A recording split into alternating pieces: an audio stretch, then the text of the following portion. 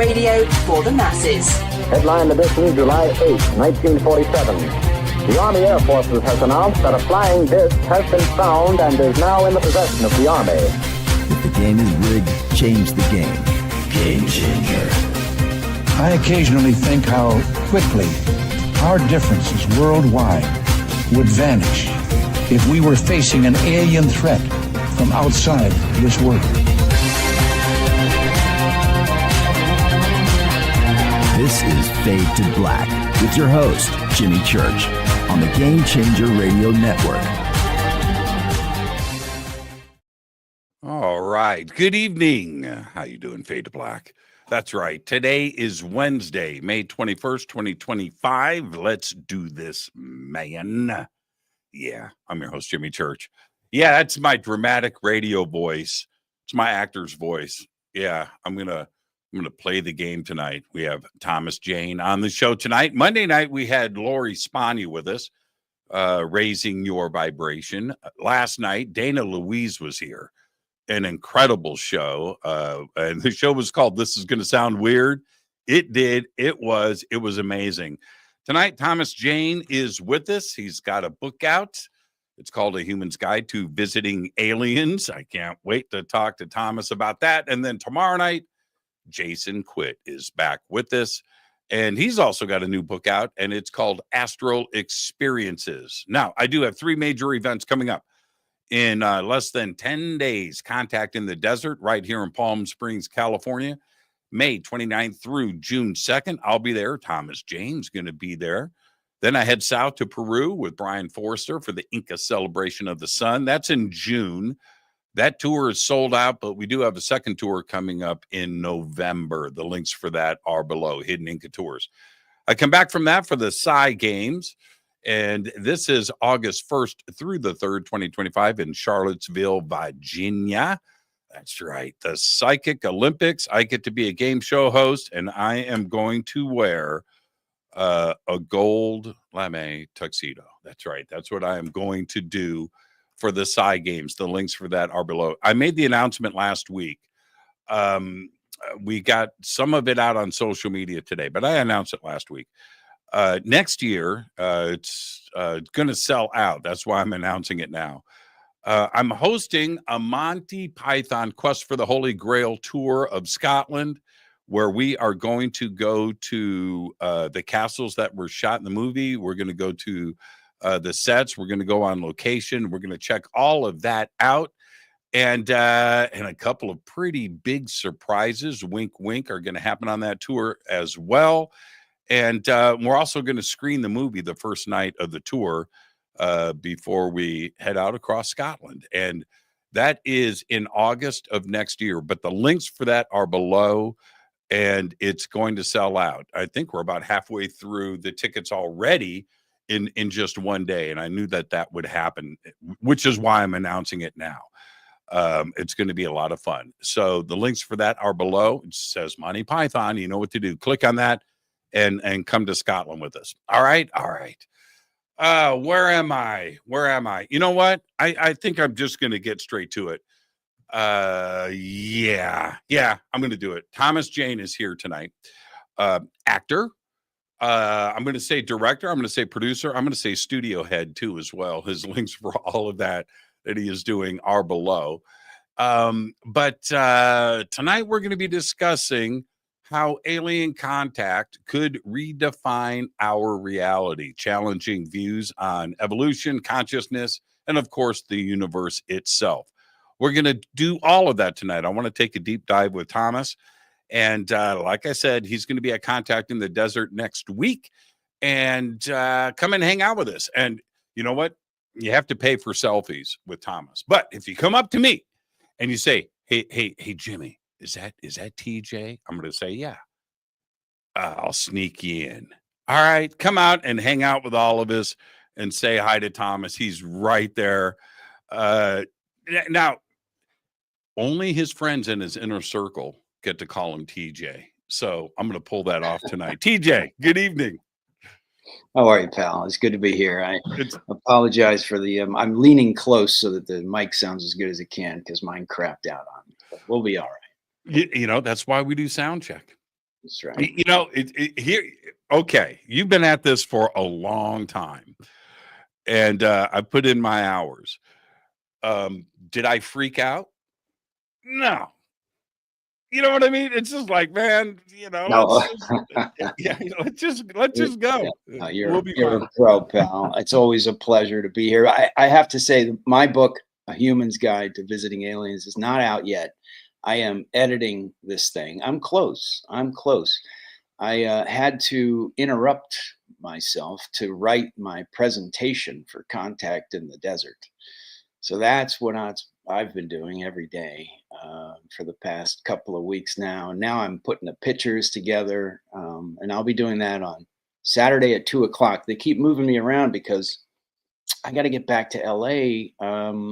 The American Cinematheque is doing a screening of The Mist in black and white for Bleak. What? Okay. This thing called Bleak Week, which is describes itself. So I'm going to be there doing a Q&A, but of course it's on Sunday night. So I'll be cutting out of Contact a little early on Sunday. So they were able to move me to Saturday at 2.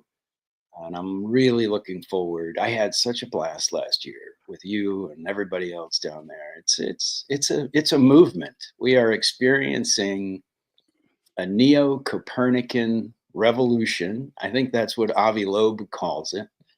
And it's happening now, I even heard somebody the other day say that the reason why we've all chosen to incarnate here on this planet at this time is to be a part of this transition, which really happens once in a civilization's history, this sort of dawning realization that we're part of a cosmic community and everything that comes with. That's happening now. And I'm today feel really confident that this is going to happen in our lifetimes, if not within this decade, if not within the next couple of years. What are your thoughts?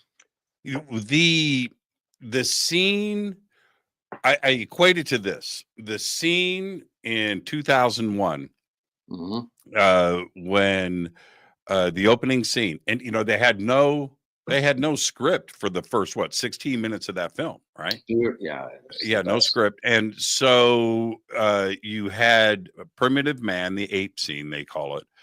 And when the monolith shows up that first morning, that I think everybody thought, including myself, when you see the film for the first time, I wonder what that's like. Could that ever happen? That kind of revelation, right? Yeah, that's where we are, man. Yeah, That's where we are. We're at that moment in history. We're about to touch the monolith. Yeah, that's a great way to describe it. I like that a lot. And it's you can use it. You can use it. There's still time to put that in your presentation. The first. You're supposed to laugh. I have zingers, man. Zingers. Zing, zing, zing. They're going so fast, they fly right by me. Yeah, the first one took 200 years. The first Copernican revolution took almost 200 years. So, and this one, it's basically been 80 since 47, 78 years, So I think, I say this so often because it's true. And I want to ask you this. Most of our friends in the UFO community are here for deeply personal reasons. And that's it. Same for you, right? Absolutely. I wouldn't be here if it weren't for a personal experience. That's correct. And I know that there's a lot of people that can say that do say that. Would you call it paradigm shift, life changing? I mean, the personal, yeah, I was actually thinking about this just the other day. It is, we talk about disclosure and we, get on the internet, and I guess a lot of people argue about it on Twitter, and there's that whole conversation. But at the end of the day, this is a personal transformation. It's a personal experience of how we view the world, and ourselves in the world, and then humanity. And then we start to ask, is there a purpose does humanity have some overriding or overarching purpose to the whole thing, other than getting laid and putting food in my belly and making sure that I Mhm. have some shelter? So that shift is also from the sort of this the selfish organismic needs that we've created our life around, which centers around the family and friends, and then some sort of fulfillment. Usually that's through some sort of work, to a broader question of what the heck are we doing here? And so that's why it's such a broad subject, and it brings everything in from the environmentalists and how we're taking care of the planet, and what we're leaving behind for the next generation, to consciousness studies, and are we truly these privatized individuals living in a divided society where the only way that we can communicate with each other is through symbols? I mean, that blew my mind when I kind of wrapped my mind around that. This whole civilization has been created when we started using symbolic communication with each other. Oral language, written language, symbols, myth, archetype, all of that is how we create civilization. And that's why stories are so important, stuff that you do and Well, stuff that that I do. isn't that, yeah, I just interrupted you, Yeah, yeah. TJ. But isn't is the story the most crucial part in our evolution? Yeah, I think that the stories we tell ourselves create the version of ourselves that we then go and move through the world, and that's true. Democracy, the story of democracy, that we live in a free country. This is in America. That's a story that we all tell each other and support and then act on. Back in I think it was the 60s, these French philosophers like Foucault, they came up with this idea that the story of the human race revolved around power. All the dynamics were power related. So you had patriarchies, we had the father as the head of the family, you had master slave boss, worker relationships, and they interpreted the story of humanity in terms of power. And then and that really caught on. But then other thinkers came along and said, wait a second, the whole damn thing can't be about power. What about love, and what about our relationships, and what about equality, and communion, these kind of things. So Yeah, philosophers. Okay, here's another zinger. Philosophers, when I read and study most of them, they are waxing their daddy issues back on us. some of them, yeah. Right. And and I always kind of see through it. I accept it, right? I see what's Yeah, going on. But right. if you back off the daddy issues for a second, um, love is probably the one that is the stronger of those, but those philosophers don't experience love. So therefore, and because love like trumps all, countries have Yeah, fallen, men have died for love, wars, right? And unity, it's yep, yep. it's but so far, in my opinion, the overarching sort of idea that we're all should love each other and come together, there's great beauty in that, but also we don't see, we are still behaving as if the divisions that exist between us are real, and those divisions create benefit people in power. So one of the things that the UFO challenges, and are really, is probably the greatest threat to the whole power structure that we live in and are created around, is a threat to that kind of division, because suddenly, if we have neighbors, then the divisions between borders, countries, law, all that stuff suddenly makes a lot less sense, and we start seeing it ourselves as sort of a, a one world or a human race, or God forbid, we begin to wonder whether or not we could create a united earth, a UE. That, Wouldn't hold on, I'm going to Brady Bunch this thing. Okay. No, watch the screen. all right. Yeah. See, now we're framed right. Oh, I like that. Yeah, now we're framed right. Yeah, good Yeah. for you. Ah, Yeah, you're the director. I'm just some doofus on the microphone. We're unifying. Yeah, we're connected. unified.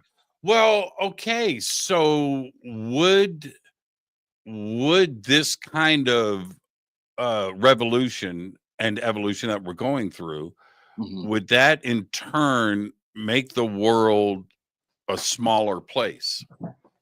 Where we become earthlings, right? Where we're earthlings and we're not from Europe, we're not from Asia, we're not from America, that we are earthlings. And that's how ET would look at us. They would look at us as earthlings. Absolutely. The things they see in us, I don't think we can even see yet.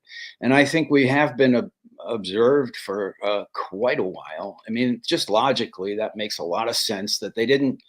When I first got into this, I thought that the idea that we started bursting atomic bombs all around the planet got people's attention. It pulled on some cosmic web, and the aliens were like, "What the hell's going on over there?" And they all flew over here, and then we started seeing UFOs all over the world. June of 1947, they were coming in. I don't think people can say this enough. They were front page news all over the world in June and July of 47. They were coming into Africa, China, India, Ireland, the Bay of Biscay. They were everywhere for that couple of months, and people were losing their minds. It was front page news. It was everywhere that these people wanted to know what the hell was going on. So it makes sense that you'd be like, well, maybe we did something to attract their attention. I don't think that anymore. I think that they have been aware of us for probably as long as we have actually been a race, a Homo sapiens. I have no problem thinking that aliens may have discovered this planet 750 million years ago, or longer. And have been, I mean, my God, when I think about, if I was a scientist and we had interstellar travel and we could zip off and explore the galaxy and other galaxies, what better place to hang out than a pristine, vibrant, habitable world? My God, I mean, the opportunities are just, it staggers the imagination. So of course they've been here. Of course they've been watching us. And they chose that period of time for a very specific reason. That's what I think now. I think they knew exactly what they were doing. They knew, and that June, July 47 was planned, and it was part of a program to get our attention. And that began a process that we are now, that's now playing out today. Those are really good points. But let me ask you your thoughts on how things have also evolved, where it seems that they have changed their method of operation just a little bit, where the nuts and bolts stuff is still happening. There's so much different.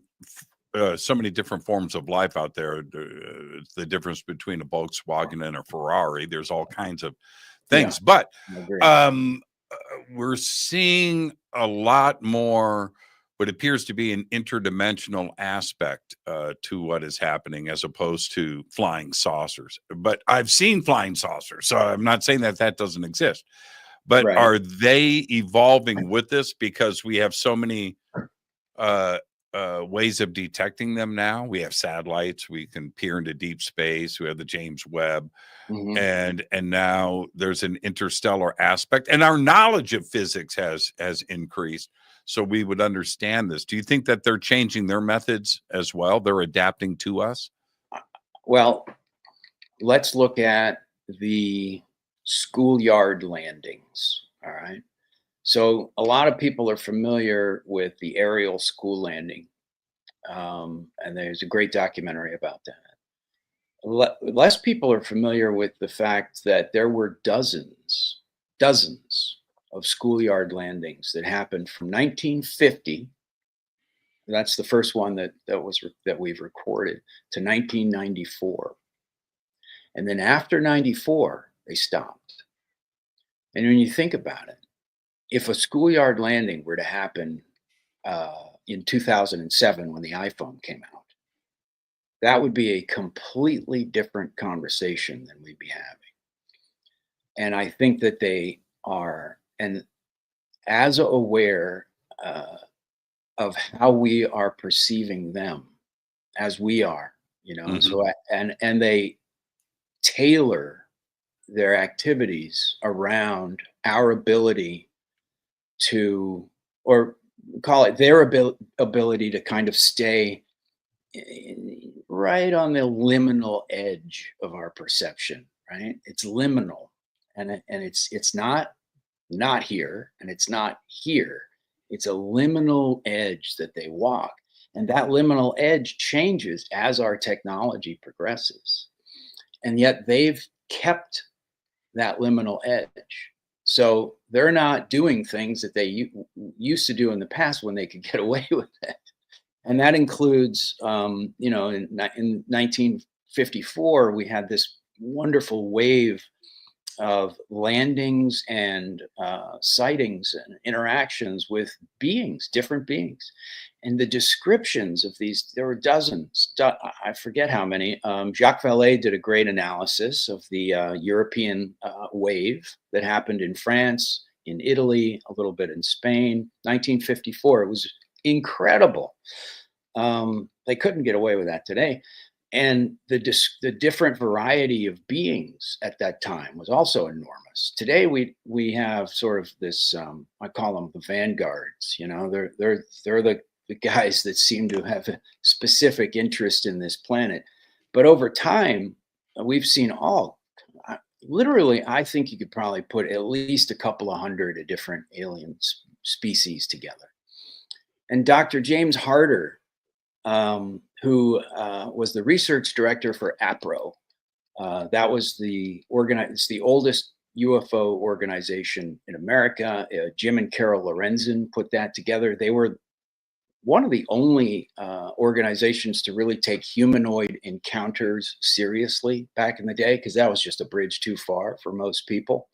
But Harder did study, and he worked with about 100 different contactees, people who had experiences, and he broke them up into two camps. One he called Group One. These guys there were a lot more of them. There were a lot more species in Group One, and they were transients. They came and went. A lot of them you got reports once, and then they never showed up again. A few, like the Michelin Man. These aliens would show up, and their spacesuits that made them kind of look like a Michelin Man. And we have several reports of those over the years and around the world. But for the most part, they would show up and then disappear. And then Group Two, they were much more sophisticated. They had better technology, according to Harder, and they were much more in tune with the Homo sapien. Their craft were designed to interact and do their biological studies and their experiments. The gray alien would be a part of this Group Two. And those I call the vanguards, because they're here for a reason. And they're probably the key to figuring out what the hell is going on. They include the gray, the short and the tall gray, which seem to be some sort of biosynthetic organism. You've got the praying mantis, who's seen a lot. You've got the reptilian dudes, and you've got the Nordics. You've got the fully human aliens, and there's a couple of different interpretations as to what that might be. But these guys, well, first of all, I mean, I liked, what was it, Eric Davis, who talked about these 4 different types recently? Yes. And like, we describe them, just because we describe them as like insects and lizards doesn't mean that they're actually, insects and lizards. It's just we describe things in the best way we can, so whether or not that actually means that first of all, that lizards and insects actually evolve on other planets, that would blow our minds. And then that they could evolve some sort of an intelligence. I mean, that would be pretty wild to learn that that's a thing. And who knows? But we shouldn't confuse a description with actual, descent. That's my point. But those guys seem to be here for a reason. And I think that that's probably where we're getting this technology. If we have crashed vehicles, if we have donations, that I think it's Tim Tyler who told Diana Pasulka that some of these craft were gifted to us. My feeling is that it's probably coming from this Vanguard group. When there's 2 ways to look at this, Thomas, for me, from my perspective. And the first one is, if we go back into ancient history for humans, and you bounce this back, 5,000 years, 3,000 BC, 4,000 BC, where those cultures back then, humans, are discovering different tribes and different cultures on the other side of a mountain. They're not going to another country, right? Yeah. And so they're going 20 miles away, 30 miles away, and totally different than what they're culture, to maybe a different race. I mean, they're Right, blowing their right. mind. A Right, different right. language. Right.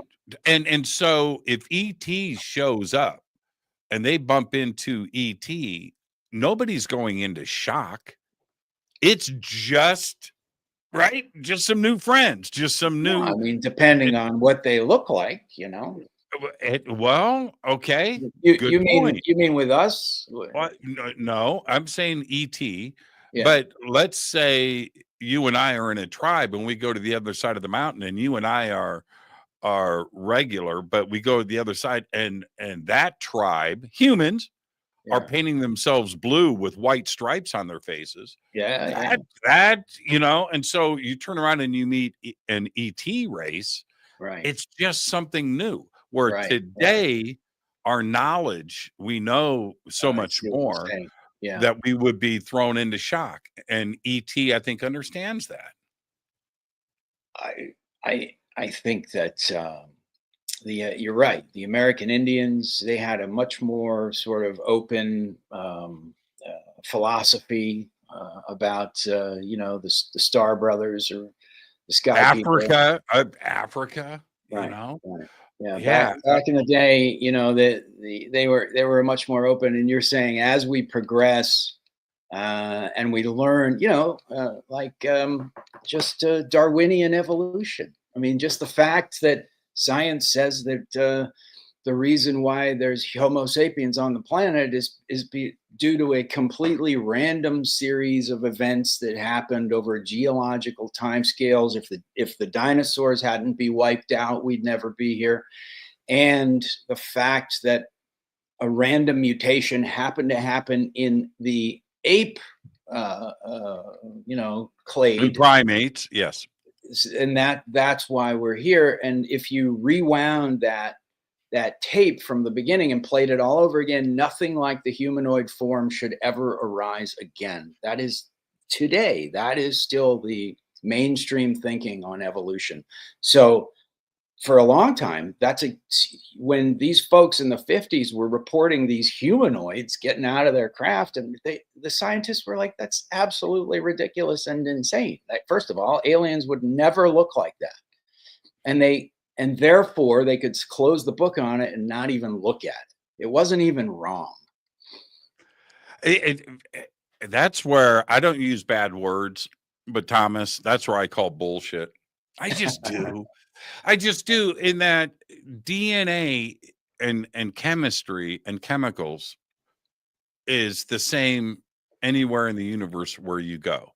Yeah, sure. Yeah. But the fact that, I mean, it is kind of mind-boggling when you think, Well, two okay, arms, two legs, how the hell, and yeah, opposable thumbs. we've Yeah, got I'm thinking.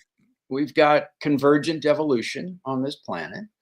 And so on different, islands, lizards have evolved to look, identical to each other for the most part. And yet they have completely separate genetic heritages. So there is some precedence for that. Although, Check that. Okay, I'm going to trip you out. Talk about evolution. This is some Darwinian stuff gone haywire.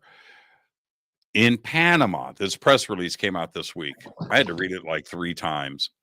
In Panama, there's an island where this group of monkeys is kidnapping baby monkeys from another species. oh, Yeah. Kidnapping the babies, not the adults. right. They're going and suddenly this trait. Now they haven't started asking for ransom yet. It's like the next stage of evolution, but they are going into this other group. It's another species of monkey, smaller, and kidnapping their babies and taking them back with them. And then raising them as their own. Right now they are so in shock. The anthropologists that are down there studying this, that they're now trying to figure out what is ultimately going on. Are they raising them on their own? Are they feeding them? What they have, it's all caught on video. Yeah, These monkeys are going in and stealing babies. I wonder if their population is weaker, or maybe they're not able to reproduce as much, and they're trying to.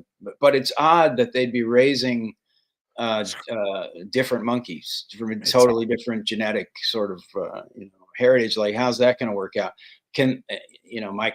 Can these monkeys interbreed? These two different.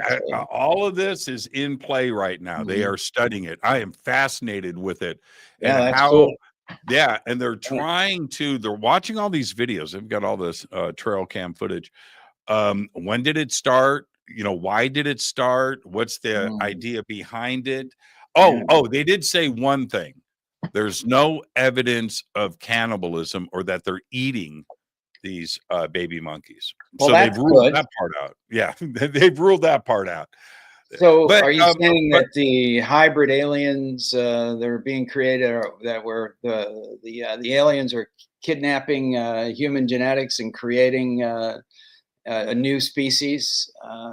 Well, okay. So that's a great question. And so the second point that I wanted to make with you in response is that so right now, we're in the year 2000. Let's just pick that out, right? We're 4.5 billion years old, 2025, whatever. But with the age of just our galaxy being what it is in its position, and our star system, our sun being 4.5 billion years old, we're 4.5 billion years old. All right. So anything out there that had their sun form, pick a round number, 500,000 years before us, right? That's a big chunk of time. Yeah. Where somebody could have the jump. Okay, so let's say they evolve, right? They evolve and they do their thing, and intelligent life is on their planet. And the first chance they get, they've got telescopes and they're looking, and then the space and everything. They've way got the jump on us.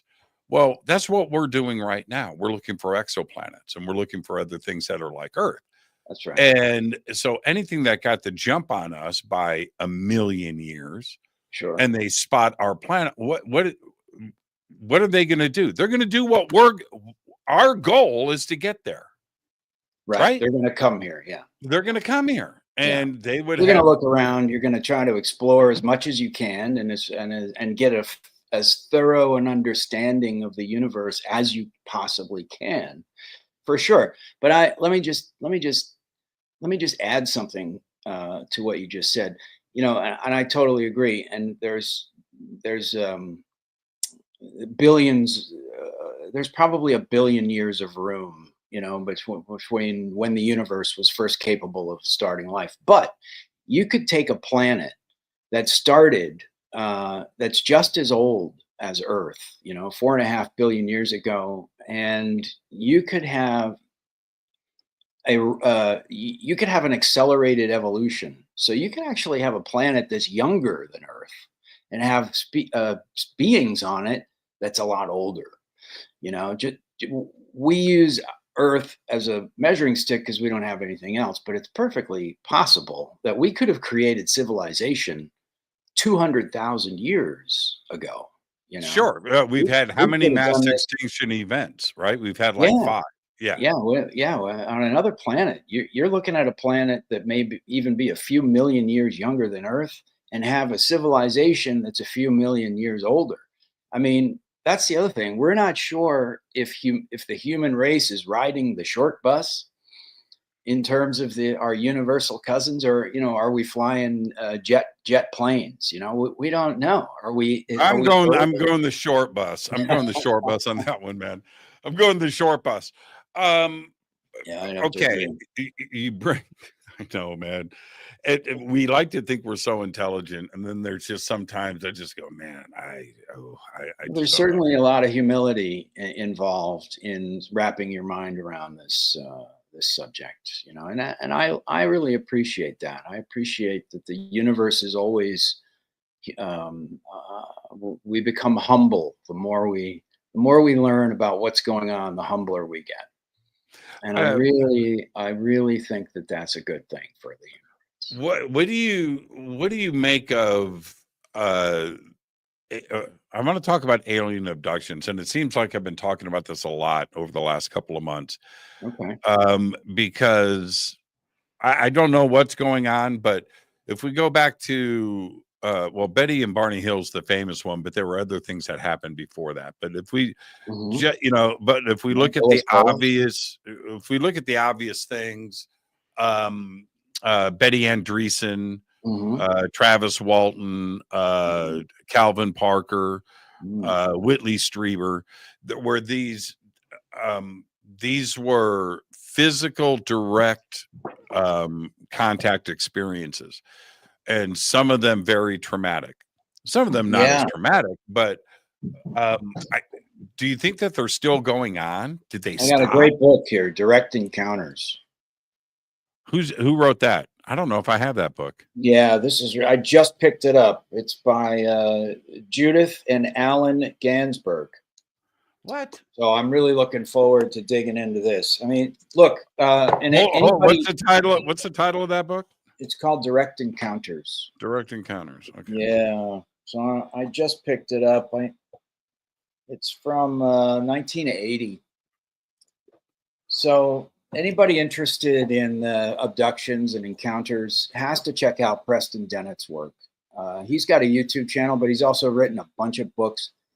That's his jam, and that's where the rubber meets the road. If we're going to learn anything about this, it's going to be through people who have had direct encounters.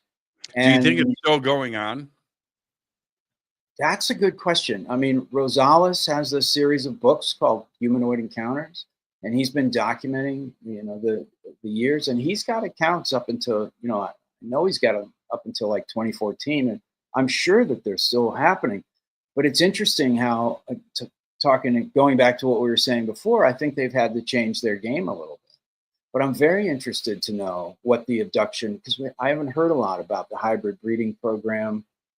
And that might make sense, because when Jacobs wrote Walking Among Us, I think that came out in 2014, some of those hybrids, he called them hybrids, because they were so evolved that they looked exactly like us, and they were, learning how to live, walk among us, right? And they were obviously being sort of planted here to walk among us. And major cities all over the country and probably the world. I don't see why they wouldn't do that everywhere.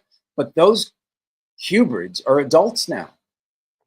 So that program may have wound down. Now, I don't know. I really don't know if we're seeing the volume of abductions and the collection of sperm and eggs that we saw that was so prevalent around the turn of the century.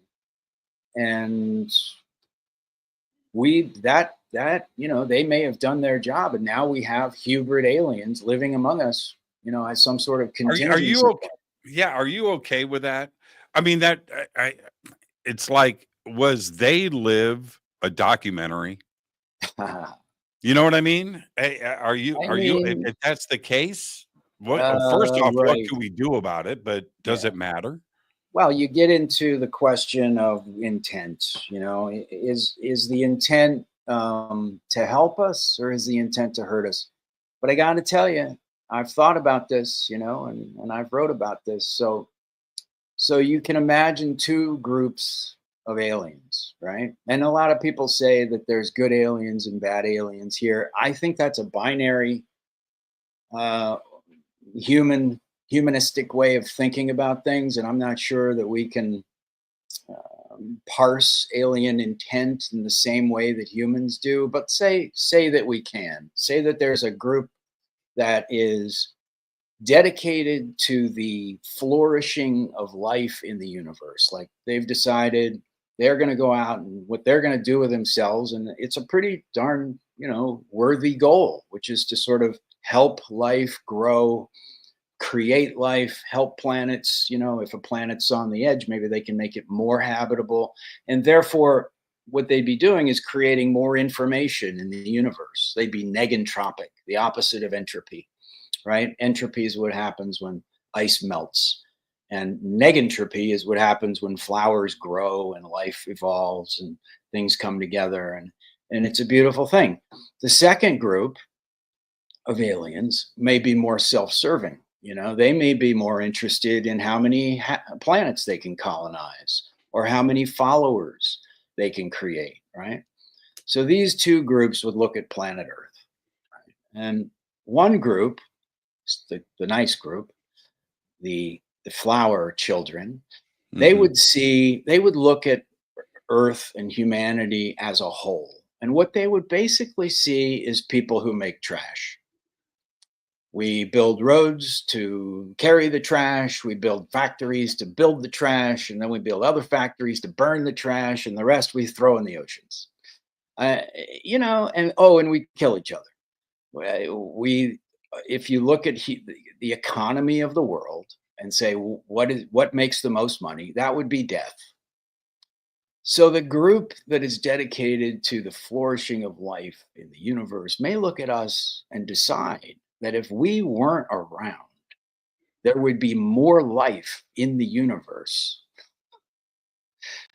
The other group, who's interested in colonizing and they might be like, hey, let's give these dudes some technology, give them a leg up, show them how shit works, and recruit them. Wow. Okay. Yeah, you got me thinking. So how can we as human beings decide what is good or bad for us and for the universe at large? You're twisted. You're twisted.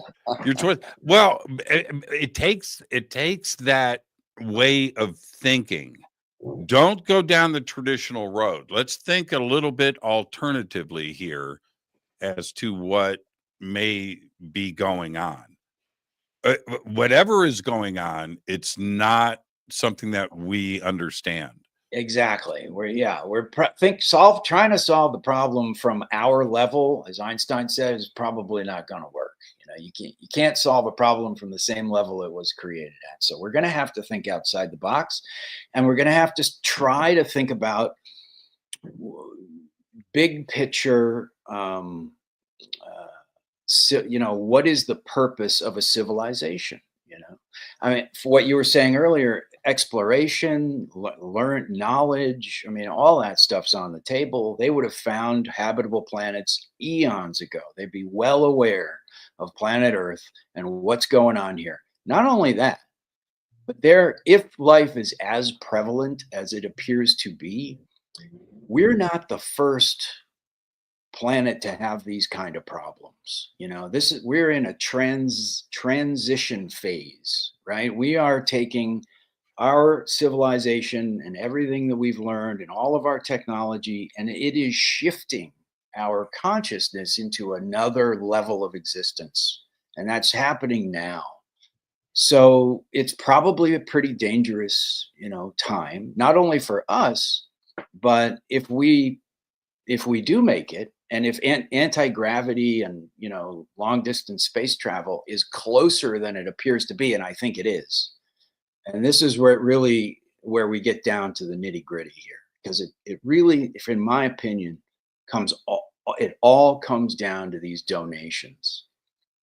That if we're tribal and greedy and we make trash and we kill each other, and that's kind of what we do, and that you really can't argue with that. Yeah, we do a lot of other things, and hopefully we're gradually shifting towards, we have a little bit more good in us than bad. I agree, but this is a tricky time right now. Have you ever seen the Russian film "It's Hard to Be a God"? No, I haven't. Okay, even write heard that down. Write that down. Okay. I'll write Okay. it down.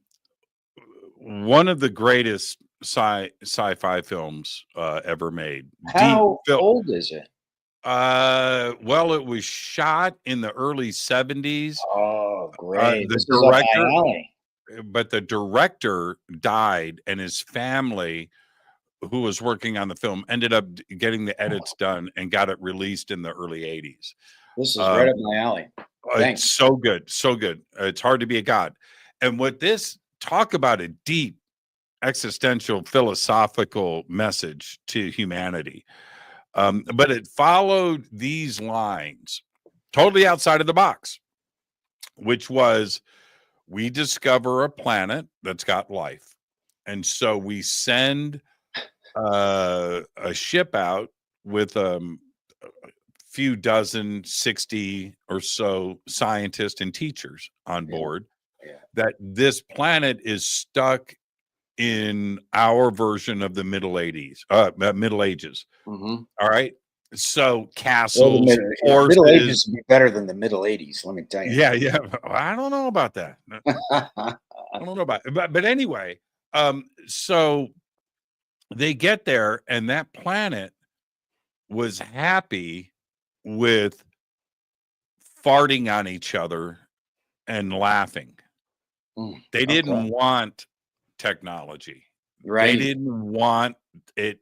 They didn't care about cell phone or whatever, right? They didn't care. Knowledge, growing, becoming a better, waking up to the cosmic universe. Right.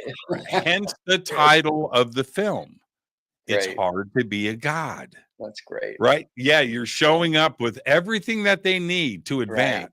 Right. But they were like, no, man, no. And so watch, the film is amazing. It's amazing. It's a tough watch. It's a tough watch. Yeah, well, some of that Russian stuff is brilliant. So I'm a big fan of a lot of Russian cinema. So I'll check it out for sure. Yeah. The donations, I think, is the key to cracking why they're here and what they're doing.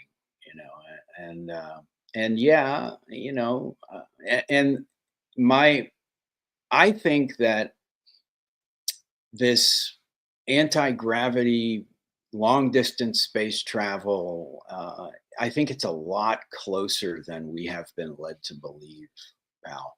How do you think they're getting here? I think that once you learn to unhook mass from gravity, the problem, right, mass from gravity. Once you're able to unhook matter from the pull of gravity, you enter a different dimension, and it's the dimension of light. It's where light lives. Light does not live in the universe. It interacts with matter, but light itself is non-local, and it has no its point of emission and its point of absorption are the same from light's point of view. From our point of view, it takes 100,000 years for a photon to get from one side of the galaxy to the other. But if you were that photon, it takes 0 time. That's Einstein. Time stops at the speed of light. So unhooking mass from gravity takes you into the light zone. And I think that might be how they get from here to there. I think that they've figured out, and I think it has something to do with consciousness, as Ben Rich said, and coordinate remote viewing. Like, how the hell does writing down some coordinates on a piece of paper and then some guy can then just start sketching and get a really decent picture of what those coordinates look like? How does that work? And I think aliens have been able to take that, turn it into a technology where they can not only put their consciousness at any coordinates in the universe, but they can take craft and put it there too. So if that technology, if we can remote view, if Pat Price can spy on the Russians using his mind right now, then that technology may not be as far away as we have been led to believe. I think it's led to an era of suppression. I'm starting to hear that a lot now. And I think it's absolutely true. You know, Eric Weinstein has said it. Matthew Brown has talked about it. And the pieces are starting to fall into place. Like, our digital communication devices are putting the truth together at a faster pace than we've ever been able to do before. Our minds are starting to come together. We're putting the pieces in place and we're figuring this puzzle out. And one of them has to do with the absolutely deliberate suppression of mainstream physics. String theory was a con. Okay.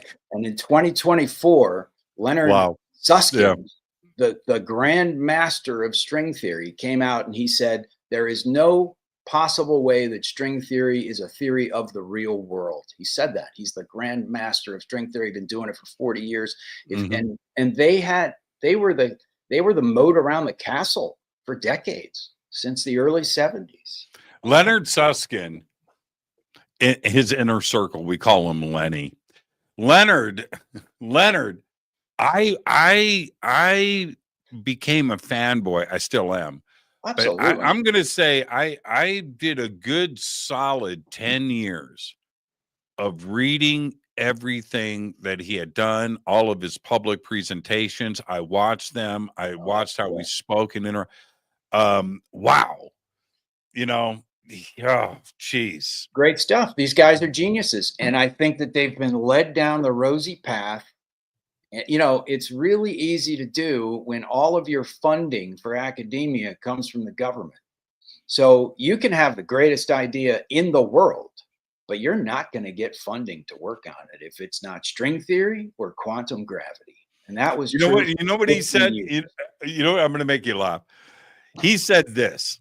He goes, okay, today he's talking to like the Rotary Club in Santa Barbara or something, right? Small group. Looks like a nightclub. And he gets up there and he says, okay, tonight, Lenny Susskind, man, you got to love this guy. He goes, tonight, I'm going to talk about time travel. Why? I'm getting old. And how do you know when a physicist is getting old? When he starts to talk about time travel, right? Awesome. It was just so, because back to what you were just saying, you stay in your boundaries, right? Yeah, but at a certain point, you know, like Lenny, you get to that age, and now he wants to talk about what's really important to him. Yeah. And how he wants to look at things. And other people are putting the pieces together. It's happening right now. And I think that look, if you look at a guy named Floyd Sweet, Sparky Sweet, in the 80s, he retired He was nicknamed Sparky because he loved electricity his whole life. He built a box about the size of a deck of cards. And whatever you plugged into that box, it ran. And I'm talking, you could run a flashlight, you could run a fan, you could run your air conditioner, or you could take that thing to Yankee Stadium and light it up through this box. And he said he was tapping into the 0-point field. Well, they killed him. And there's dozens of stories of people like that. You know, I remember Sparky. I remember him. Well, Sparky okay, was cool. but here's the trippy thing. It's like the elephant in the box. Okay, so light. You just brought up light. Let's talk about light for a second. All right. We can look at the light from the start of the universe. We are now looking at light that is 13.6 billion years old. Right, 200,000 years after the start of the Big Bang, allegedly. Let's put that aside for a second. But how we are told that to create energy, you've got to consume energy. We have to eat to live. Yep. Right? Okay. That's a basic example. You got to put gas in a car. Okay. You've got to, right? You've got to consume it. But light is energy that lasts for billions of years. Where is it eating its food? That's right. And that's the 0-point field. That's the 0-point field. So why this big debate over it when we know that it's real? We know it's real. The debate is we can't tap into it, that it's inchoate, that you can't actually structure it and suck energy out of it. And that's a lie. It's just a bald-faced lie. A 0-point energy is the key to anti-gravity. Tom Bearden visited Floyd, Sparky, and he said, "Hey, listen, your machine. I want to do a couple of anti-gravity experiments on it because I think there might be a connection." And according to Bearden, they were able to reduce the weight of that box by 90% in the experiments that they did. So that showed a direct correlation between the 0-point energy that Floyd's little box was creating and anti-gravity. And there's the recent guy who came out on May 9th, the guy who just wrote a Reddit post. It was called, "I was a private contractor for various DoD agencies, and I'm speaking out now because this shit has gone too far off the deep end. I will provide some evidence." So I like what this guy had to say. I actually believe him. This whistleblower, they gave him 8 months to live. And so he decided to come out and he did a post and they took it down immediately and he disappeared. But he actually said that he said it has something to do with the vector potential. I don't know. But he said Tom Bearden, his work, Colonel Tom Bearden's work was the closest to sort of figuring out how to tap into this 0-point field, and that other people had done it in the past, that humans can figure this stuff out. He wrote that we don't need metamaterials or any fancy shit that only aliens have to make anti-gravity. We can figure it out. And I am in accord with what this guy's saying. I look back and I look at these inventions over the past, half a century, and I think we have figured it out. And of course, it gets swooped up and sucked away as soon as these guys try to patent it, is what happens. But if we have the technology, then interestingly, the question becomes, why are aliens letting us collect it? Clearly, they have the ability to not let us get it, even if they did crash, and Burleson from Missouri is right. Like, how do they fly billions of miles across the universe and they get here and then they run into a mountain? What are you kidding? What is that? I think that there might be more going on there, but why don't they clean them up? They could. If they did happen to crash and the mothership says, "Uh-oh, we lost one," somebody go grab that thing before the monkeys get a hold of it. Well, okay, yes. Now, I'm going to throw this out there. And this is where my mind gets twisted up a little bit. I let the dark side of myself show. but you only really have to give an intelligent species an idea. Yeah, yes. That's all you have to do. You don't have to show Absolutely. them how anything works. You only have to show them something. Absolutely. 1934, T. Townsend Brown was a teenager, a 16-year-old kid in 34, and he saw a UFO. And he ran to his laboratory and that day, and he said, I'm going to figure this out. How the hell was that thing doing what it was doing? I'm going to figure it out. And his work went dark as well. And he actually, I think, was working for the Navy. And I think he actually kind of outed himself, or he let people believe that his work was the work of a madman, when really it went dark and it went into the military. But you're absolutely right. That's all we needed. 1934.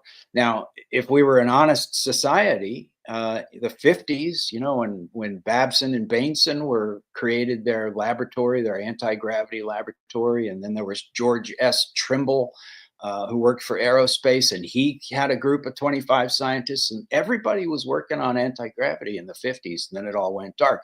So I don't think there's any question. We could figure it out. We have figured it out.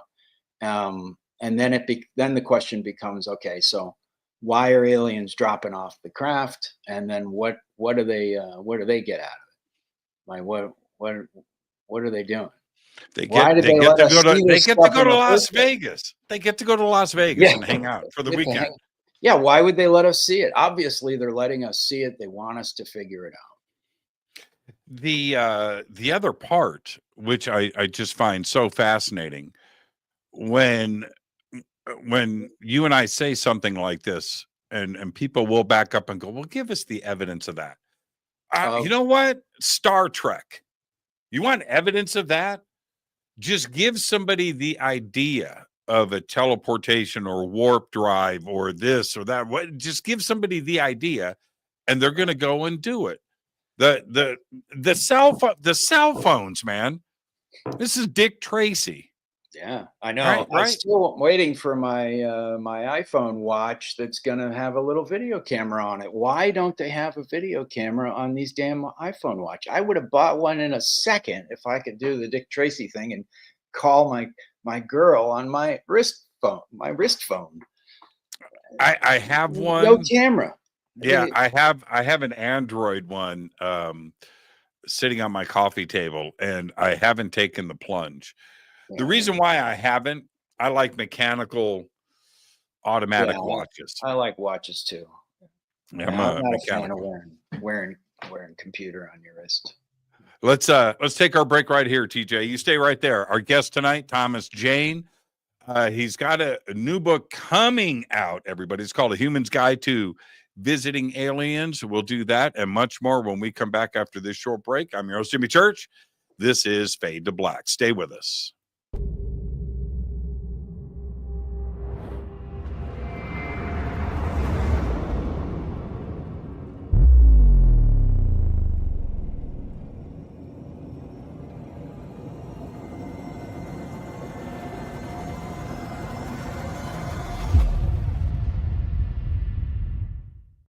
Subscribe to our YouTube channel to get your alerts and access to over 2,000 videos. Click that subscribe button right now.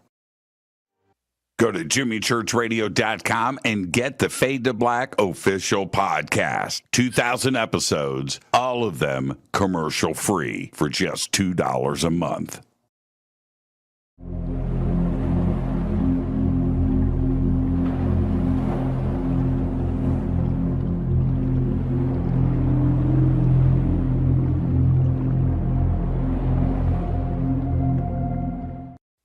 Watch Into the Vortex on Gaia TV. It's Fade to Black for the screen. Simple to do. Go to Gaia.com, search Jimmy Church, or click on the link below. Follow Fade to Black on Twitter at JChurchRadio. Get all of the show updates every single day. It's now called X, but who cares? How you doing? Jimmy Church here. Special announcement. Get your Fade to Black t-shirts. That's right. Help support the show. Help support everything that we do over here. We've got 2 t-shirts. We've got 2 ways to get them. Get your Fade to Black t-shirt today. Go Backley Tappy. Go to jimmychurchradio.com and become a Fadernaut. Get a membership. That's right. Everything is commercial free. You have access to downloads, and you get to call yourself a Fadernaut.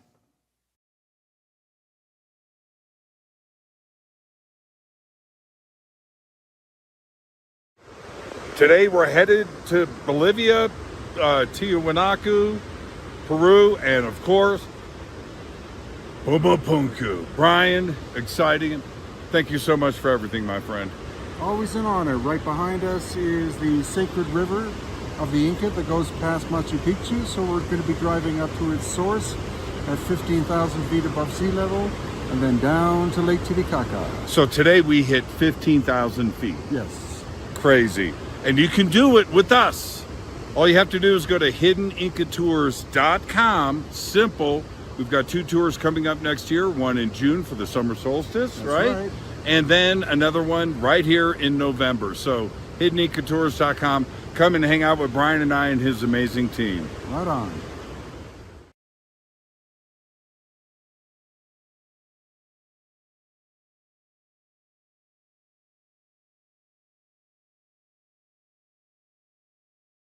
River Moon Coffee, makers of the Fade to Black blend. Truly the best coffee on planet Earth. Just visit rivermoonwellness.com or their Amazon store. It's all simple to do. You can check out the Fade to Black blend, the Game Changer blend, or any of their Black Moon Wellness products. It's the only coffee I drink. It is the best, and it's Doc. Again, rivermoonwellness.com.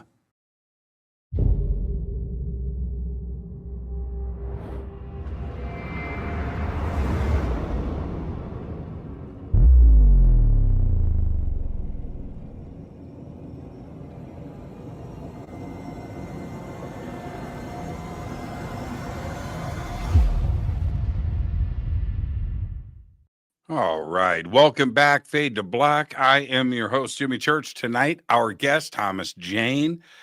And, actor is too broad of a term.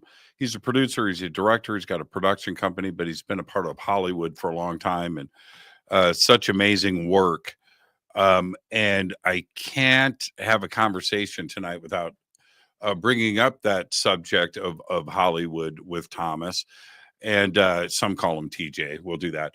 And so I kind of want to go straight there with Thomas, and let's actually a very broad.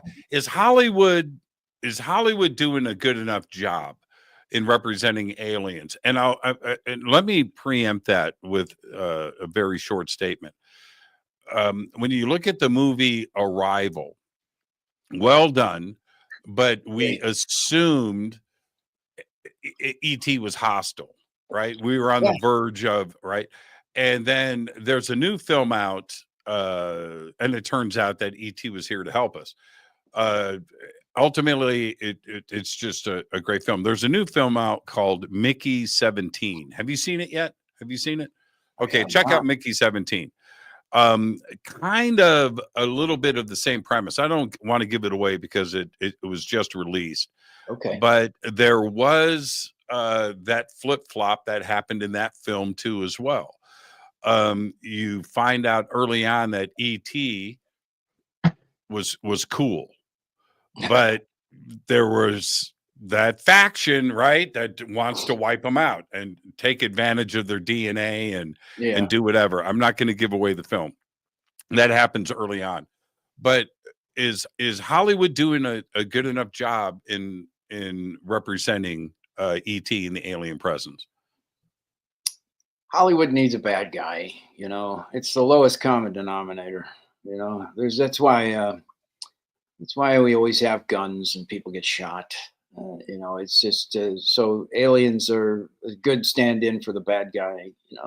The best of them is Close Encounters, and I can't wait for Spielberg's new movie called Disclosure. I can't wait for that. I hope it's as great as I think it's going to be. Stories can change society. They change society, so they're tightly controlled. The CIA has had their hands in probably over 2,000 Hollywood films, and we have a vested interest in controlling the narrative, and that narrative will be controlled. Certainly, it's easy to paint the aliens as a bad guy. I think there's a little bit more going on there in terms of managing the narrative around aliens. There's a great book. You said Hollywood, so I ran and grabbed this book. This is great if anybody's interested. It's by Bruce Rux, and this is essentially how Hollywood has planted disinformation about UFOs and aliens into the Hollywood story. And he goes through movie by movie, and it's a really terrific read if anybody's interested in that kind of thing. It's a disinformation program. Our job is to reprogram ourselves and try to analyze the problem of aliens in a way that gets us a little bit closer to the truth, and that's what we're all trying to do. That's, I think, how do we do it? And not only when I say we as a society, but certainly Hollywood, and then as a director and a producer, a writer, an actor, you wear a lot of hats. How do you do that without the stigma and getting pigeonholed? Oh, okay, here comes Thomas Jane. He's now the UFO guy. Is it a career killer? Or I hope not. I mean, geez, I can't think of why it would be, unless, actors are all crazy anyway. You get another actor out there talking about UFOs. I don't think so. Look, we're in the middle of a neo-Copernican revolution. It's consequential for our society, and B, it's a spiritual journey for me. It's an incredible awakening to what the universe really is. And so, like you were saying earlier, it's a personal journey. It's a personal journey of discovery. I am willing to accept whatever evidence comes our way and use it to create a picture of the universe that aligns with reality. That's really the job. I'm saddened that the subject carries a stigma, and it still does. But post 2017, I feel comfortable engaging in the conversation and trying to figure this out along with everybody else. Pre 2017, I would have never opened my mouth, and I didn't.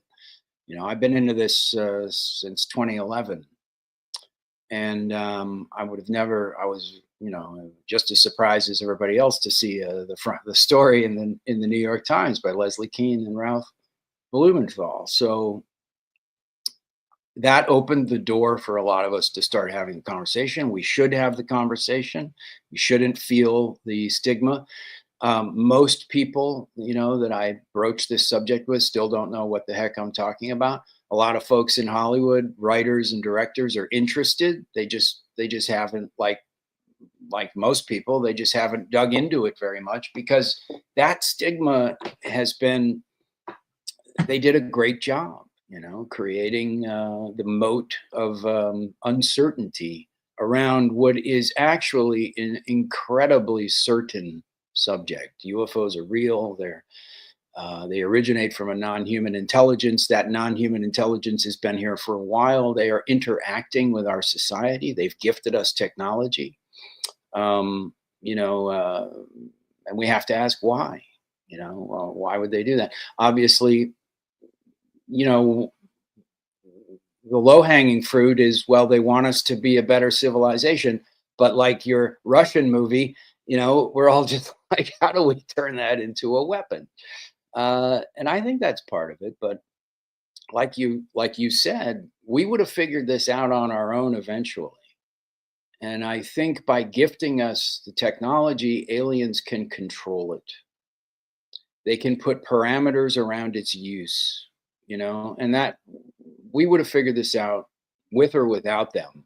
But if 0 point and anti-gravity is a literal doorway from our world into theirs, they would have to put parameters around its use for civilizations like ourselves and any other civilization out there. And I don't think we're the first, and we won't be the last. So of course they would want to control it. For sure, for sure. When I first met you, which was 20 years ago, I was in school for broadcasting and for journalism at that time. Yeah. And you remember that. And so I was in school, and we would have these instructors come in, adjunct professors, whatever you want to call them, and they would teach for a few weeks. And so we had this one guy in, and he was a reporter, correspondent for CNN, and we were working on news bits on how to edit and how to interface with the news director. And so he's teaching this class, and I said, okay, all right. And I raised my hand and I go, okay, so what if you had a story about UFOs here in Los Angeles, and you had all of the evidence, you had video, you had the witnesses, you had this, you had that. Would you take that to your news director and suggest this, or do you wait for the news director to give you the story to go out there and cover? And he looks at me in his best Thomas Jane, right? UFOs, right? And he goes, no, I would never. No. I said, but, you've got everything. You've got all the things. You can break this story. He goes, no. I'm telling you right now, do not mention UFOs in the newsroom. And I knew that in school. Right. And I knew at that moment, Thomas, I'm serious. I'm like, I know what I'm going to do. If that's the way everything is, if that's the way it's being approached, then it's too important of a subject. And I decided then that's what I wanted to do. And that's why we're pals. Is people who have that reaction, those are the kind of people I want to hang out with and talk to. The people who have exactly that reaction, that's what we need. We need more of that, and we need to see it. And people need to see that is an option, that you don't have to follow the herd, that you can say, wait a second, there might be something important here, and that's the only way shit changes and things get done. Is it obvious? I think it's obvious to Hollywood how to greenlight a film, alien invasion, right? It seems like that's the easiest way to get a project greenlit these days. And there's lots of really good writing that goes on. And you look at the Marvel universe, and so it's obvious, isn't it, that the public wants this, right? They are wondering about this subject. They cannot get enough of it. And isn't that, you know what I mean? That's the state of the world. And that's what we need. And I think we're going to start seeing some more stuff come in. I just had a great script come my way via Josh Boone, the director, and the Bachelor brothers, a couple of young writers, and they wrote a script about Pascagoula, the Pascagoula 1973 Calvin Parker, Charles Hickson abduction. And that is such a personal story that deals with this subject, and also the reaction, that they got. They were just a couple of iron workers down there and fishing on a dock, and they got abducted, and it just completely blew their mind. Both of them, that was the last thing on their mind, and Hickson, he thought that this was the beginning of an invasion, So he felt it was his duty to report it, because he was a Navy man. So he thought, I better tell some people. So he went to the sheriff. Calvin, he didn't want anything to do with it. He's like, don't do it, man. Let's just forget it. He was a kid. Calvin was what, 18, 19 years old? 18, yeah. Yeah, yeah. And so their world just exploded. And that's a great story. And it's a great way into the topic. J. Allen Hynek investigated that case. So did James Harder, Dr. James Harder, we were talking about earlier. He investigated the case. And the news cycle just went bananas. It became worldwide news. These couple of guys from this small town, Pascagoula. So I love that story. The Bachelor Brothers wrote a terrific script, and I'd like to. Are you going to deal with? I don't want to give away the script and stuff, but let me ask: are you going to deal with the abduction itself or the aftermath? Absolutely, both. Yeah. Okay. Oh, you got to do the thing. Look, I'm Right. a science fiction fan. Now, if we're not going to do, and the other thing, that Hollywood has a little trouble with is handling abductions as they really occurred, and there's too bad because there's just a gold mine of cool stuff that goes on when you take the account seriously and you don't Hollywoodize it. I liked Fire in the Sky. I was in the theater and I watched it. I was there on opening weekend. I was one of those guys as a kid because I loved science fiction. But I met Travis later, and he was disappointed in the way that they handled the abduction scenes in Fire in the Sky. And I have to agree, but we didn't know any better, but now we do. We have the technology, we have the information, and we can begin to start telling these stories the way they really happened and the impact that they really had on the human beings and on society. And I think that's one of the greatest stories that we can tell right now. Yeah, for sure. I mean, Calvin and Charles, if you think about it, where every stand-up comic, every late night talk show, oh my God, cracked a joke about the two fishermen in a Louisiana swamp, yeah, and UFOs, and those guys were just trying to tell their story, and they become comedy fodder. Yeah, And I don't know how you deal with that because it went on for years. It's still a joke that's told to this day. Well, it changed their lives, I tell you that. And that's one of the best stories that hasn't been told yet. Did you ever get a chance to talk to Calvin? No, I never did.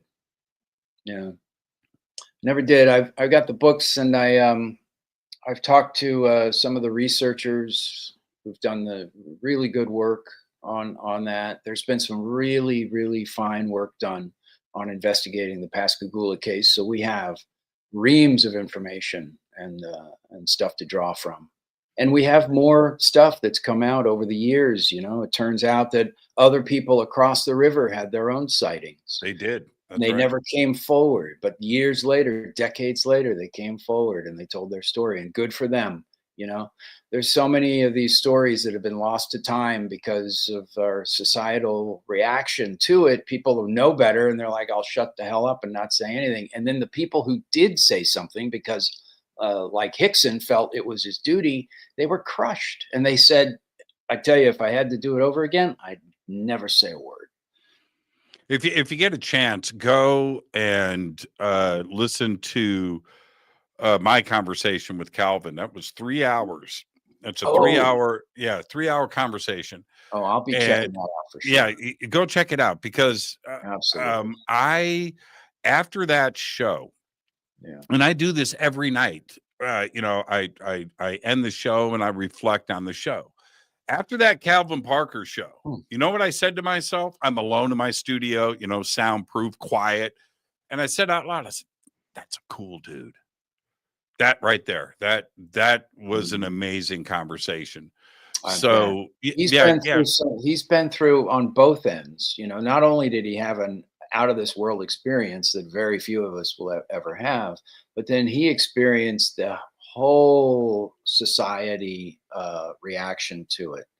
And he really could feel, because he had a real experience and nobody believed him. And there were a few for sure. But as a whole, And to carry that inside, and the way that would sort of peel back the mask that of society, and you see how dumb we really are, and how tribal we really are, and how cruel we can be, um, and just how ignorant,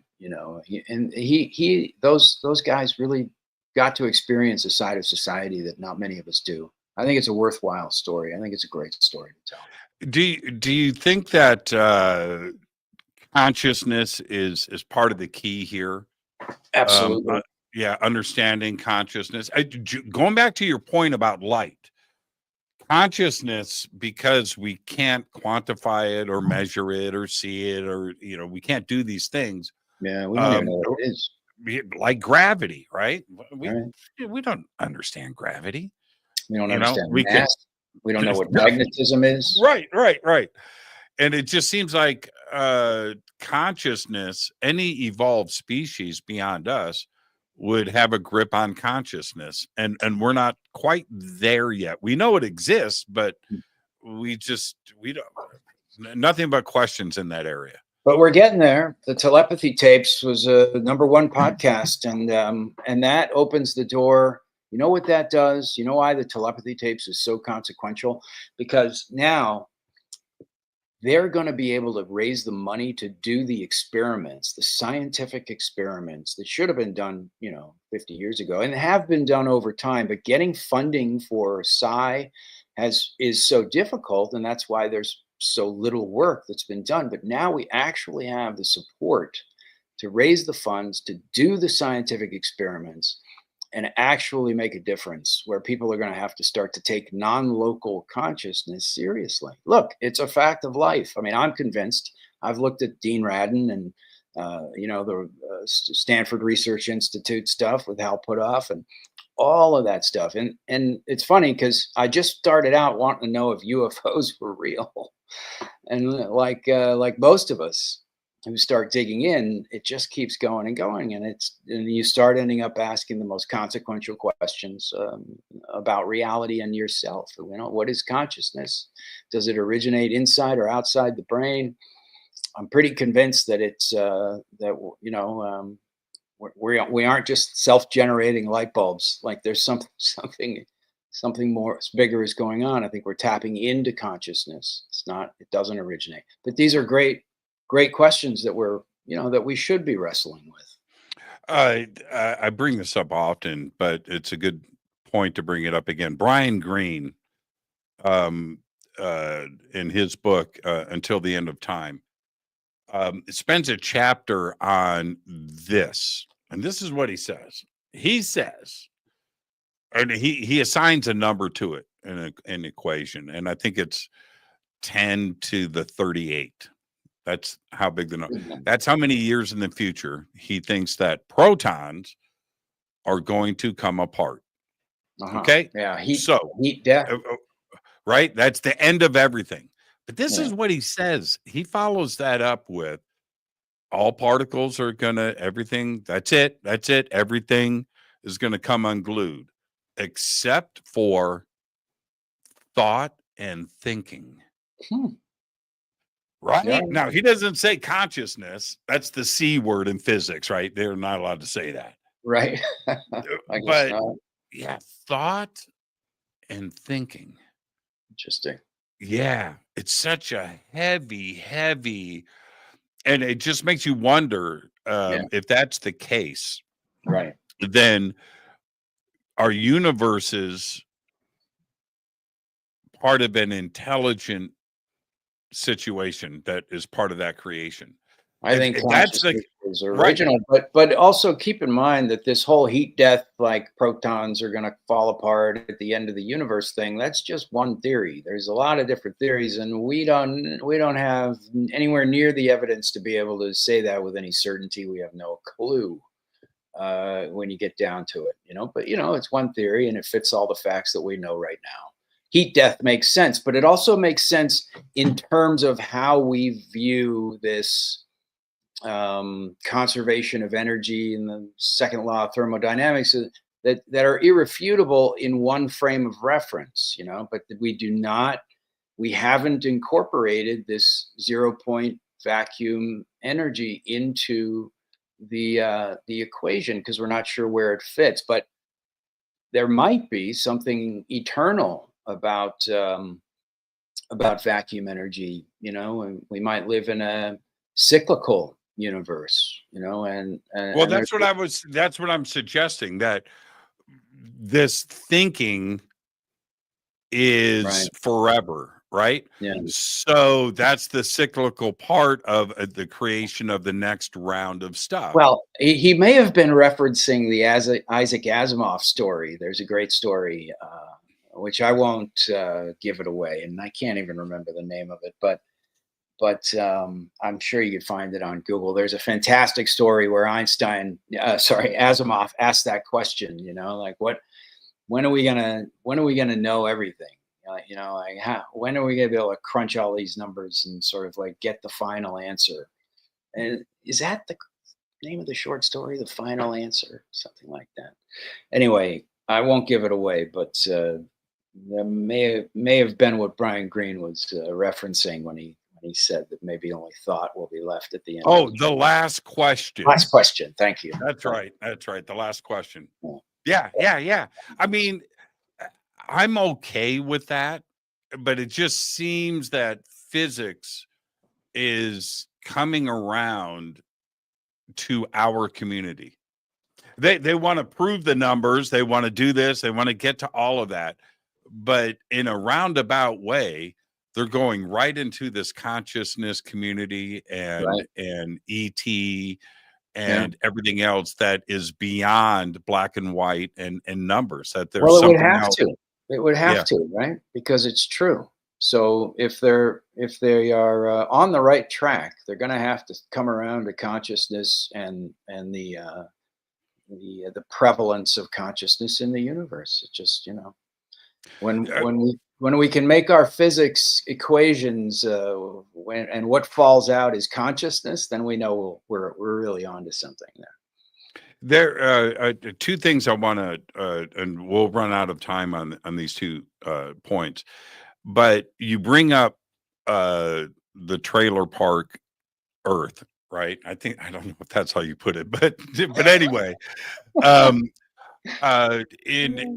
when people talk about great sci-fi television, the normal stuff comes up, Star Trek, Mhm. Lost in Space and stuff, but now the Expanse is part of that conversation these days. Yeah, that's great. And that's a lot to be proud of. But the part of the Expanse that I found really interesting and compelling is that we have all this technology, we're out in our star system, we're doing all of this stuff, and then but ultimately, what do? We continue to fight with each other. Right. Right? It's and Yeah.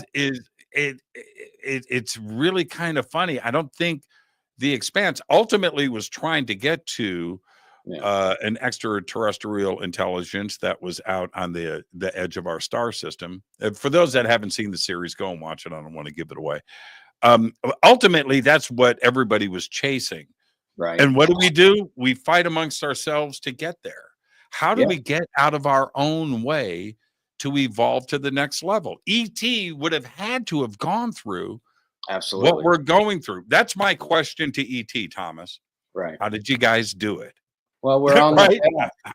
I think we're on the path, and I think it comes through consciousness. It comes through the awareness that once we can break through this divided society, once we can break through the wall that separates my mind from your mind, and that sounds scary. It sounds like maybe we'll lose our privacy. We won't, but once we can actually feel and become part of a consciousness that's bigger than our own, then that'll create, in my opinion, a reevaluation of who we are and what the hell we're doing. And I think that the wars would stop, and it really is like the question is, how do we stop killing each other right now? Like, that's really the question, you know. If we could stop killing each other, then we might start taking care of each other, and then we might start building sustainable or resources that we could actually survive. And I think that the cosmic community may be here to enforce. This is Robin Hanson's idea, and I really like it. Robin Hanson's the economist who came up with the concept of the great filter. And recently he's actually come out and said, you know what, I think that aliens might be here. I think that some of these cases are really hard to explain. And he thinks that they may be here to enforce a no colonization rule, where aliens are essentially saying, we're older than you, we're stronger than you, we're wiser than you, and there's rules to this cosmic community that you are now old enough to actually become aware of. And one of those rules is no colonization. There's way too many civilizations out here. I think there's probably, who knows, millions, I don't know, but there's a lot of civilizations. And so it's not like just blasting off to the moon or the Mars, or we can't just go wherever the hell we want and do whatever the hell we want. We're entering a room full of people and we have to behave ourselves. And one of those is, you know, guess what? You don't get to colonize another planet. You have to take care of the planet that you've got. So figure it out. And I think that'll wake us up pretty quick. There was a journalist once asked Mick Jagger, probably the dumbest question ever. He asked Mick Jagger, he goes, okay, man, so how do you explain the success of the Rolling Stones? All right. Mick Jagger goes, dude, we didn't break up. And that's what I would ask E.T. Yeah. Right? The dumbest question ever. You know, how did you guys do it? Well, they're going to say, we didn't break up the band. Right. We hung in there. Yeah, we hung in there. But I like that. We've got to understand that we are at a very today. I mean, I don't lose sleep over this thought because we've been living in the nuclear age for so long. Mm-hmm. But Jesus Christ. Oh, we could eliminate things tomorrow. Yeah, but we're not going to. And guess what? We can't. Because if there is a intelligent community, a cosmic community out there, they're not going to let us blow up this planet. They'd get rid of us before they got rid of the planet. They've been using this thing as a playground, a scientific biome, a vacation spot, a tutorial for as long as we've been around. This planet is not ours to blow up. This place isn't ours to just, oh, we're going to end the world tomorrow. No, you're not, you fucking idiots. Right. Other people live here, man. And that's true. When you look at, I love talking science fiction with you. When you look at something like Childhood's End, such a well-written, and it's a short story, actually. It's a very, it's so well-written. And it's got a sad ending, a truly sad ending. Hitchhiker's Guide to the Galaxy, right? You look at that, and they want to take Earth out to build a highway, interdimensional highway, or whatever. Yeah. Could it be that that's the way that we possibly could be viewed? I understand what you just said. Oh yeah, but no, there's ground rules, and we don't control the ball, and that's a wake-up call. We are used to being sovereign entities who control. We're the top dogs on the planet, and guess who's the top dogs of the top dogs? Science and government. Government funds science. Science relies on government for funding and prestige. And the government relies on science to give them all the cool technology and, the bombs and all their fun stuff that they rule the world with. So science and government are going to be the first, or you should say the last people that are going to want to concede the fact that they're not the top dogs in the room anymore, and that's just fun. Okay, that's the big question, which was the second part of what I wanted to wrap up the show with. Do you feel that our government is in possession of that knowledge? Do they understand our position in the universe? Absolutely. And we've been probably given a certain leeway to break the news. I think that here's what I think, that there's no way that aliens would drop their extraterrestrial technology off on our planet. And by the way, they've done it everywhere, all around the world. Every country has examples of alien technology, and that was done intentionally. The US has tried to pick up a lot of it, in Brazil or Afghanistan. We don't want everybody having it, but China, France, Russia, everybody's working on their reverse engineering. And I forgot what was the question? I forgot. I got distracted by it. No. You were answering the question. Yeah. Is our government? Does our government understand our position right. in the universe? So they have this technology. It's been gifted to us, and there's no way, in my opinion, that they would do that without laying down some ground rules. Without going, hey, they're very specifically, you are members of a big cosmic community. The technology that we have gifted you is incredibly powerful, and if you misuse it, we'll take it away from you. And if you really misuse it, we'll take you out. So they've established their dominance. I think that that's a given. They've established their dominance, and the top dog does not want to come back to the group and say, hey, I'm not the top dog anymore. Actually, let me introduce your new top dog. It's like they don't want to do that. And they're trying to stall for as long as possible and probably hoover up as much wealth and power as they can out of this dying economic system as fast as they can, because it's changing, and it's changing fast. Is this knowledge above? You brought up Burleson and his efforts right now. He deserves a medal. Absolutely, for sure. Yeah. But you bring up Burleson. Is this above their pay grade? Absolutely. Look, it's a transnational cabal that controls the ball. They're yanking the chain of every other government on the planet, because they've got the best toys, the biggest, access to the hottest stuff. So we're human beings. That makes them the top dog, and they don't want to share, with the rest of humanity. So they've created a kind of this breakaway civilization, and who knows what the hell they're doing? Jesus, if these rumors of a space force and all this other stuff is true, we might be living in two different worlds simultaneously. It's, everybody quotes Network, the movie, but it's really true, right? The truth, you can't handle the truth. Yeah. Can we? Are we ready for it? Are we ready for the one question I don't know this. Men. That's Jack Nicholson and A Few Good Men. Yeah, totally.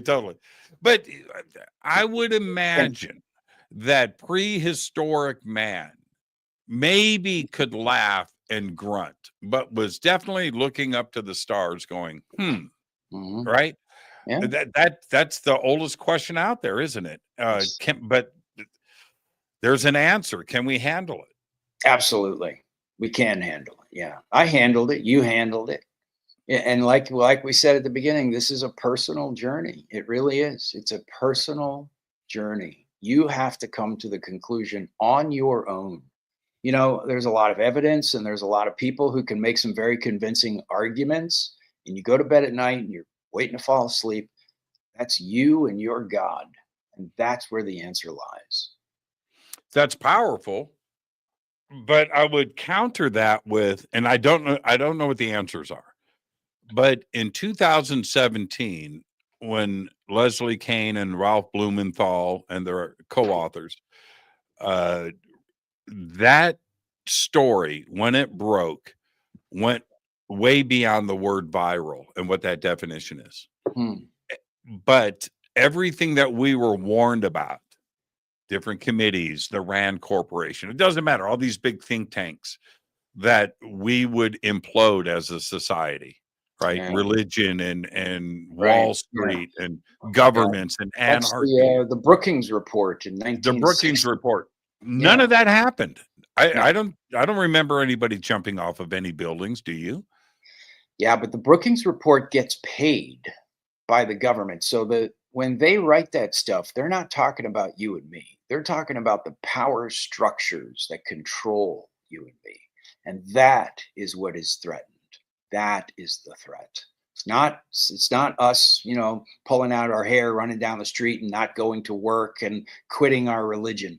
That's what they want you to think. That's not what they were saying. They were saying the power structures that are in place that control society right now would be seriously threatened.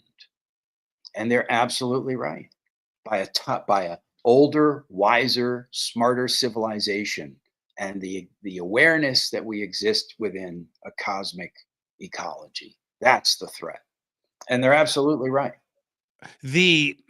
Are you suggesting that there are smoke-filled, dark boardrooms around the world where guys are, okay, this is what we're going to do with this?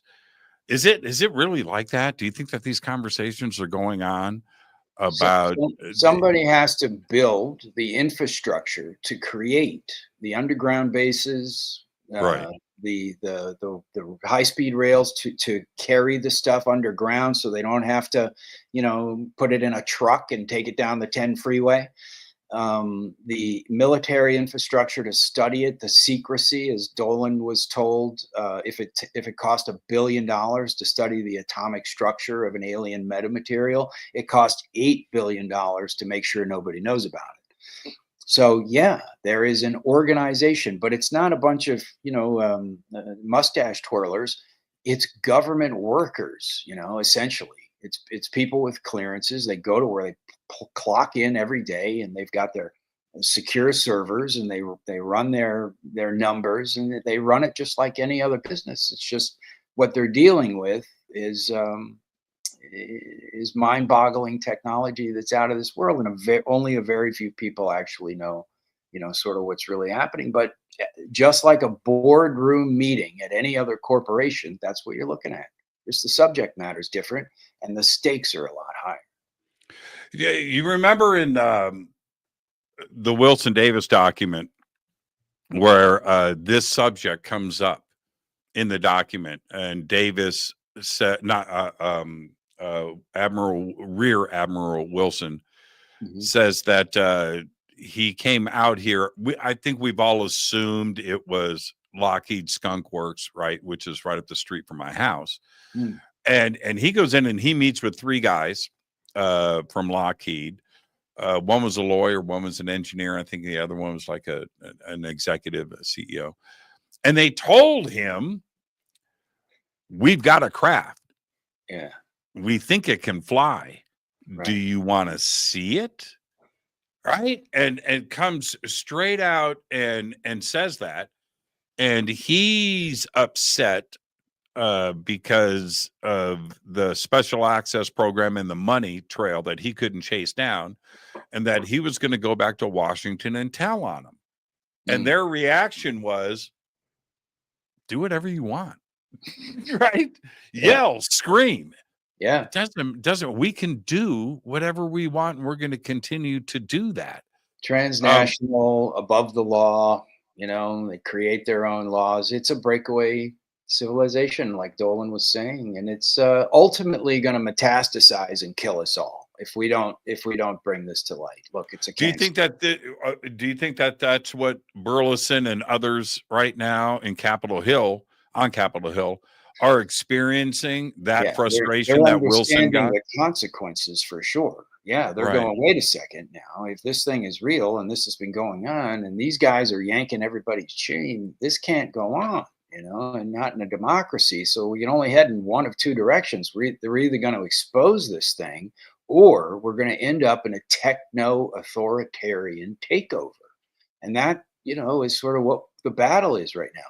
So the fight for disclosure, it started out like when I got into this, it was just like, it was existential, spiritual question. But now it's becoming an existential fight for life. Because if there's only one way to keep this secret going forward in a world with AI and social media, and as our brains get closer together, there's only one way to stay in control, and that's a lockdown. And they've already tried that once to see if it would work. So yeah, this is a fight for life. It's a fight for democracy, man. It's a fight for freedom. Fuck democracy. It's a fight for our personal freedom. So it's nature too as well. And, I think the future of our kids, like what kind of world are we going to end up with? People right now, they can't buy food, man. Like they're trying to squeeze us dry until we finally cry uncle and cave to some sort of a system that's going to look a lot like China, in my opinion. And what do you make of Thomas? What do you make of this 2027 number that's floating around that ships are going to arrive in 2027?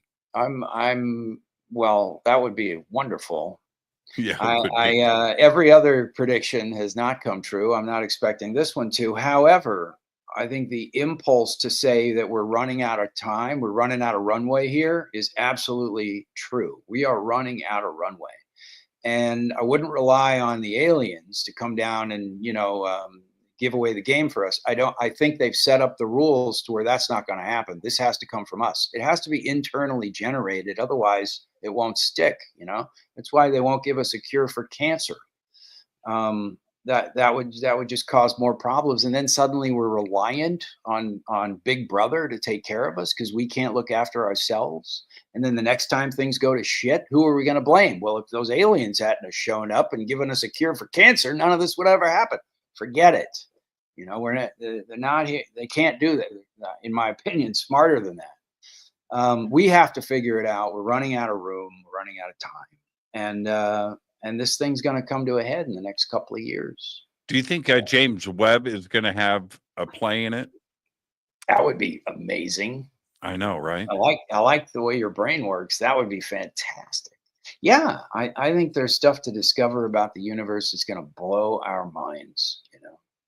Wouldn't it be neat to learn that this whole expansion is actually an illusion? That we're that it's a local, that we're caught in this sort of web that kind of rolls around like a toroid. So it's not expanding; it's actually sort of revolving. I mean, wouldn't that be neat? I mean, who knows? I feel I got this gut feeling that the world government really want science to make a discovery here quickly because it takes the pressure off of them.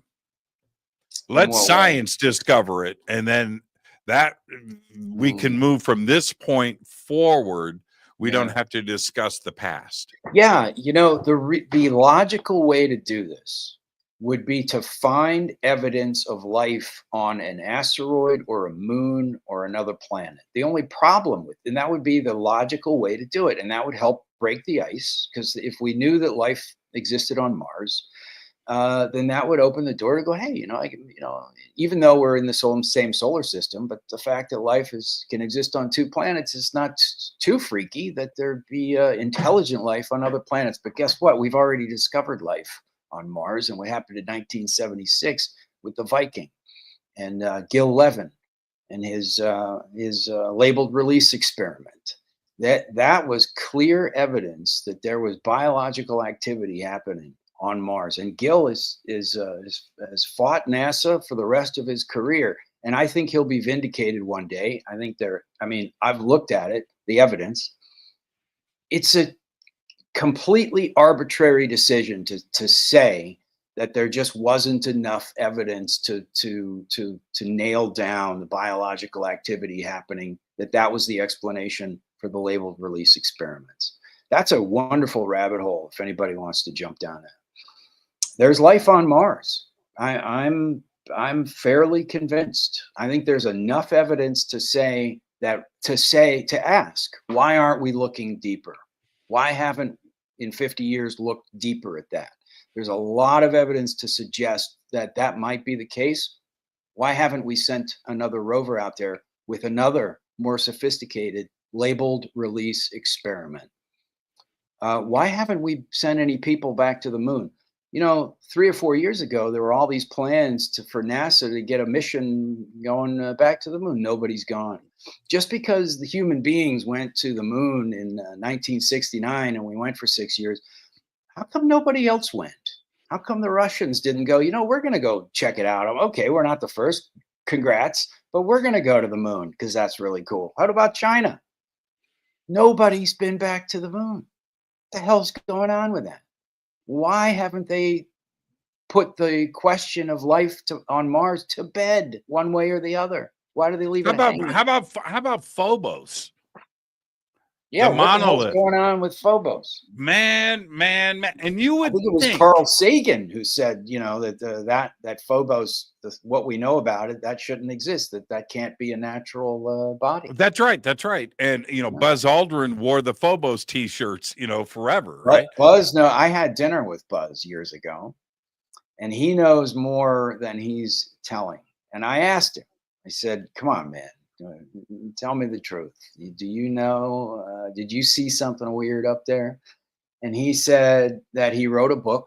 He said, it's all he said. He said, "You know what? I wrote a book and I put all of my thoughts and everything I know in that. It's called Tiberius. It's got a bigger title, but one of the words is Tiberius. So I bought that damn book and read it. It's very interesting." Very interesting. Yeah, but Buzz is a really cool guy. I really liked Buzz a lot. Yeah, Phobos is right there.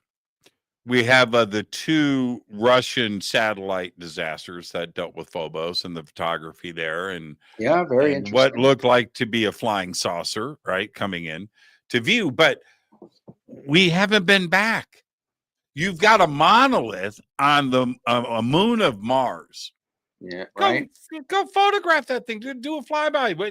We've got spires on the moon here that we've discovered back in the 60s. What the hell are those things? There's so much more going on. But as time goes on, these things start to add up, as they happen every now and then, every few years, you get these weird questions. But now in 2025, we've got a fucking book full of these anomalies that, true or false, why aren't anybody looking into it?